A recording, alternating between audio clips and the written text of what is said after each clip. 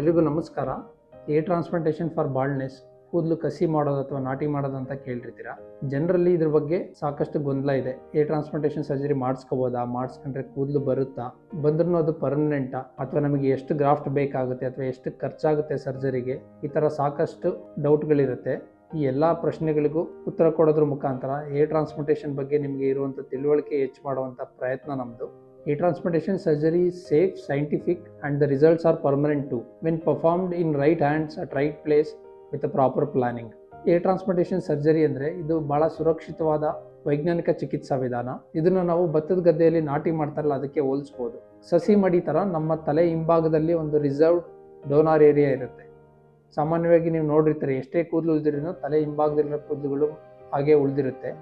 ಇದನ್ನು ನಾವು genetically resistant to hormone variations, ಅಂದರೆ ಆ ಹಿಂಭಾಗದ ಕೂದಲುಗಳು ಯಾವಾಗಲೂ ಉದುರೋದಿಲ್ಲ. ಆ ಕೂದಲುಗಳನ್ನು ತೆಗೆದು ನಾವು ಅವಶ್ಯಕತೆ ಇರುವಂಥ ಖಾಲಿ ಇರುವಂಥ ಜಾಗದಲ್ಲಿ ಅದನ್ನ ಇಂಪ್ಲಾಂಟ್ ಮಾಡ್ತೀವಿ.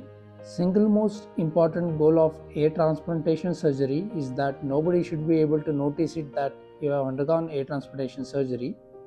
Air line should look so natural. ಅಂದರೆ ನಿಜವಾದ ಯಶಸ್ವಿ ಏರ್ ಟ್ರಾನ್ಸ್ಪ್ಲಾಂಟೇಷನ್ ಸರ್ಜರಿ ಅಥವಾ ಬೆಸ್ಟ್ ಏರ್ ಟ್ರಾನ್ಸ್ಪ್ಲಾಂಟೇಷನ್ ರಿಸಲ್ಟ್ಸ್ ಅಂದರೆ ಯಾವುದು ಗೊತ್ತಾ?